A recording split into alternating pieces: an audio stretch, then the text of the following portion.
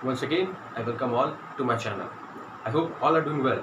Today, in the class of BCom second year, in the part of economics and in the subject of Indian Company Act, we will be unlocking a very important topic, which is included regarding the management in the flow of cash of all the financial transactions present in our accounts.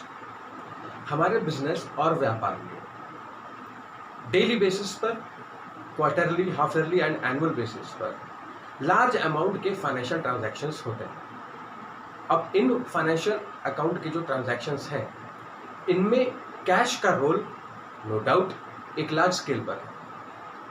Still उसका change किस level तक है, increase and decrease, दोनों को यहां पर calculate out किया जाता है. And for the same we prepare a kind of statement which shows the flow of that particular cash in our business. हमारे व्यापार में उस कैश से, उस नकदी का हमारे जितने भी एक्सपेंसेस हैं या जितने भी हमारी इनकम्स हैं, for both income and expenses, एक proper recording statement is known as cash flow statement. Clear?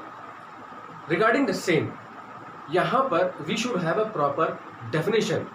Okay, so let us define it.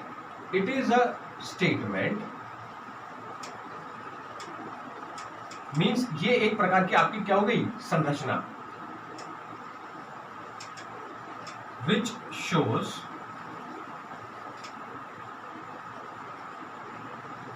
actual cash flow. अब ये जो कैश फ्लो है, ये देखिए दो में रहेगा, एक inflow and the second one is outflow. Inflow and outflow for cash and cash equivalents. Okay, अब ये जो कैश है आपका, ये तो हम जान रहे हैं कि चलो जो पेमेंट्स इन कैश है या जो नकदी हमारे पास में हमारे सेल्स, प्रोडक्शन, परचेज, ट्रांसपोर्ट, किसी भी डिपार्टमेंट जो कैश के जितने भी ट्रांजैक्शंस हो रहे हैं, हार्ड कैश आप कह सकते हैं, वो आपका आ गया कैश में. बट जो कैश इक्विवेलेंट्स हैं, ये हो जाते हैं आपके लिए वो हार्ड या फिर आप कह सकते हैं फिक्स्ड एक एसेट्स की वैल्यू. ओके, फॉर एग्जाम्पल आप पेमेंट अगर कर रहे हैं कैश में नहीं करके, अगर आपने चेक में कर दिया तो that is a form of payment. Okay, ये एक प्रकार का तरीका हो गया जिससे आप पेमेंट कर रहे हैं सामने वाली पार्टी को. चेक, ड्राफ्ट्स, और you can say the amount which has been deposited into the current account of our bank. So ये वो पैसा है जब हम बैंक से डिमांड करेंगे तो बैंक हमें प्रोवाइड कर देगी. सो ये क्या हो गया हमारे लिए, cash equivalent. It is equal to cash. Clear? So हमने जाना कि यहां पर it is a statement CFS यानी कि cash flow statement which shows, जो हमें दर्शाता है एक्चुअल कैश फ्लो, यानी what is the reality behind the same.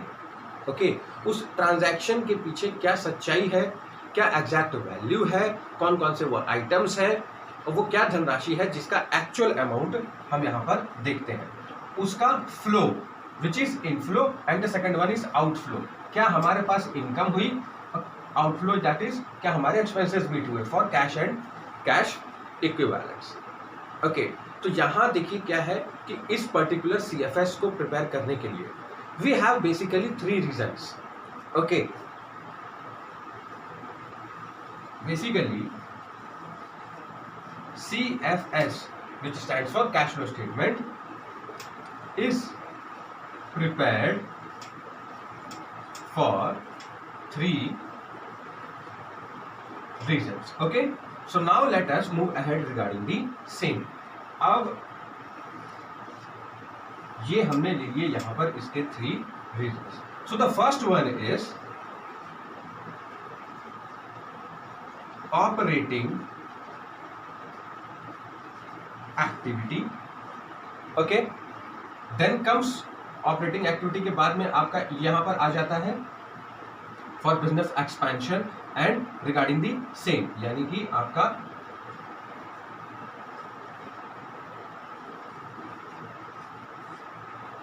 Income activities and financial activity. इस इनकम एक्टिविटी को आप बिजनेस ट्रांजैक्शंस भी कह सकते हैं, business activities. Okay, so now let us move ahead with the first one, that is operating activity. हमारे business operations में जो भी XYZ एक्सपेंसेस हमने जो कि डायरेक्टली मीट किए हैं, दैट इज डायरेक्ट एक्सपेंसेस, जिन्हें हम प्रॉफिट एंड लॉस अकाउंट में रिकॉर्ड आउट करते हैं, उस पर्टिकुलर एक्सपेंसेस में what was the amount that we have exactly met through. वो एक्यूरेसी हमें चाहिए होती है। सो उसके लिए हमारे पास में बिल्स होंगे जो हमें उस पार्टी ने दिए होंगे जिनसे हमने रॉ मटेरियल खरीदा होगा। वाई? बिकॉज रॉ मटेरियल किसे खरीदा गया? प्रोडक्ट के मैन्युफैक्चरिंग के लिए। अब ये जो मैन्युफैक्चरिंग है आपकी, ये किसके लिए है? हमारे बिजनेस ऑपरेशंस के लिए है। उस ऑपरेशंस में मशीनरी लेंगे आप, लेबर अरेंज करोगे, प्लांट लेआउट, सेटअप, बहुत सारी चीज़ें हैं। तो ये हमारे किससे रिलेटेड हो गया? हमारे बिजनेस से रिलेटेड जितनी भी हमारे डायरेक्ट एक्सपेंसेस हैं, which are met in the form of cash. Here you can see. Now comes the income activity और the business activities.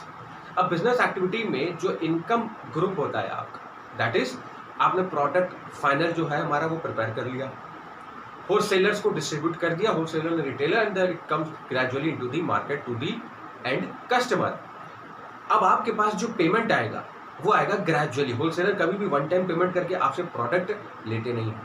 Okay, gradually 40%, then 50%, 90 हो गया, 10% लास्ट में जब आपका प्रोडक्ट एक फाइनेंशियल ईयर क्लोज होने वाला रहता है तब आपको मिल जाता है। सो ग्रेजुअली हमारे जितने भी यहाँ पर डेटर्स हैं वो पैसा हमें देते हैं। सो उस टाइम पीरियड के लिए जो आपने पैसा आपका ब्लॉक हो गया, okay, for the first financial year, जब तक आपने पेमेंट नहीं रिसीव करी, जो पैसा ब्लॉक हो गया, तब तक आपने जो एक्सपेंसेस मीट आउट किए इस कॉलम में आ जाते हैं। Then comes the financial activity. अब फाइनेंशियल एक्टिविटी में देखिए एक आ जाता है आपका इशू ऑफ शेयर्स। अब इशू ऑफ शेयर्स आपने कर दिया, तो शेयर्स अगर आपने इशू किए हैं, राइट इट डाउन। सो दो टाइप्स में होंगे, एक होगा आपका equity share and the second one is preference share. तो ये क्या है आपके लिए? एक इनकम हो गई, एक इनफ्लो हो गया कैश का, कैश हमारे पास आया। हाउ? आपने शेयर्स इशू किए, मार्केट में हमारे जो कस्टमर्स हैं वो शेयर्स परचेज करके क्या बन जाते हैं? Share holders. इनकम आती है, कैपिटल गेनिंग होती है, जिसको आप इन्वेस्टमेंट कर देते हैं अपने व्यापार में। ओके, और you can say for the expansion of our business. Secondly, अगर मैं यहां पर लिख दूं डिविडेंड पेमेंट, ओके, अब ये जो डिविडेंड पेमेंट है, this is different and this is different. ये हमारे लिए क्या है? कैश का आउटफ्लो। एक फाइनेंशियल ईयर एंड होने के बाद में मैं अपने जितने भी शेयर होल्डर्स हैं, स्टेक होल्डर्स हैं, और यू कैन से हमारे पास जितने भी डिबेंचर होल्डर्स हैं, उनको मैं क्या डिस्ट्रीब्यूट आउट करूंगा एक्स्ट्रा प्रॉफिट में से, या गारंटी रिटर्न भी आप इन्हें नाम दे सकते हो, डिविडेंड। ये हमारे कंपनी के लिए क्या हो जाता है? Outflow. Okay, so this was the three basic reasons regarding the same how the cash flow statement is prepared. Okay, now let us move ahead और हम जानते हैं इसके क्लासिफिकेशन के।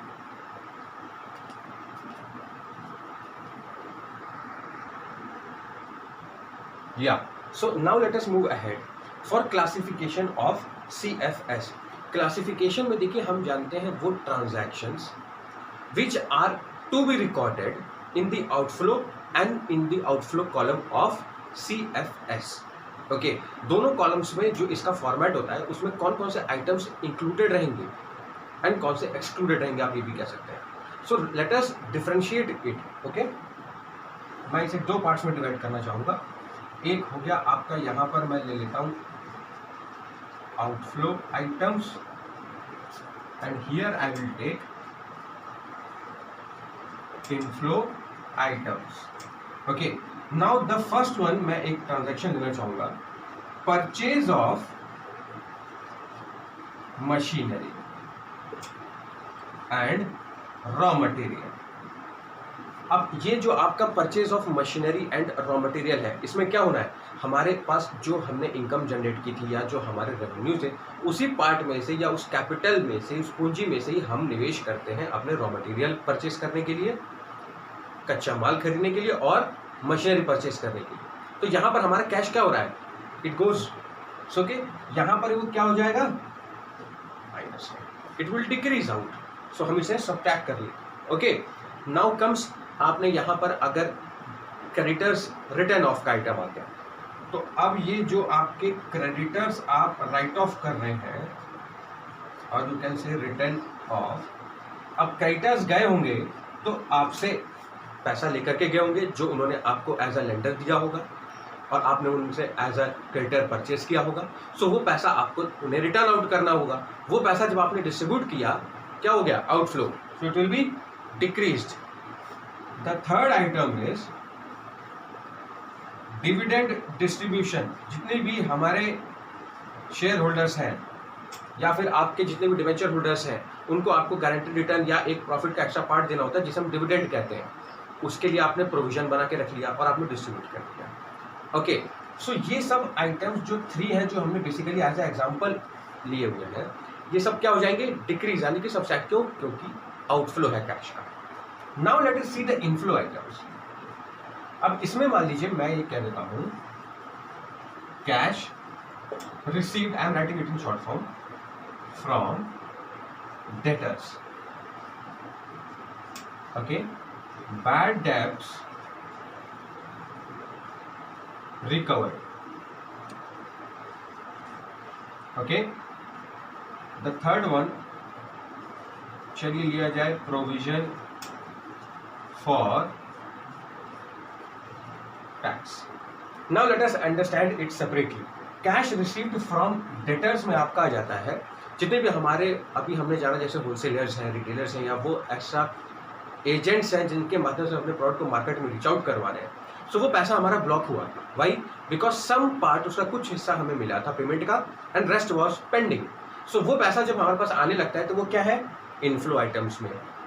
बैड डेब्ट्स रिकवर्ड, जो डेट हमारे जो बैड डेब्ट्स थे जिन्हें हमने ये मान लिया था कि अब वो पैसा नहीं आने वाला है इस particular financial year, but as a recovery see rate of yours वो इंक्रीज हो जाता है। सो बैड डेब्ट्स आपके रिकवर हो गए। अब बैड डेब्ट्स रिकवर हो गए तो कैश आया जिसमें वो इनफ्लो आइटम्स में रिकॉर्ड किया जाएगा। Next comes provision for tax. Provision for tax के साथ में क्या है, देखिए आपको टैक्स तो पे नेक्स्ट ईयर करना है, बट उसके लिए प्रोविजन आप इस पर्टिकुलर करंट ईयर में बनाते हैं। सो अभी तो वो पैसा गया नहीं है, वो जाएगा कब, नेक्स्ट ईयर, क्योंकि आपको अगले साल चुकाना होता है टैक्स। लेकिन प्रोविजन इस साल आपने क्रिएट कर लिया एडवांस में। वाई? बिकॉज आपके जो भी अकाउंट्स हैं उनके प्रॉपर ऑडिट और पॉजिटिव रिपोर्ट के लिए आपने रखा हुआ है कि भाई चलो अगर नेक्स्ट ईयर मेरे पास अगर मेरा बिजनेस ग्रो नहीं कर रहा तो मैं उस समय कैसे पे कर पाऊंगा। सो आपने अभी से प्रोविजन बना लिया, but this particular financial year वो पैसा आप ही का है, वो गवर्नमेंट के पास नहीं गया है। तो किस कॉलम में आएगा वो, inflow. Okay, so this was a kind of a basic intro which has been given to the topic which is unlocked today, and that is known as cash flow statement. Hope you guys would have understood it better. Prepare your own notes. Thank you.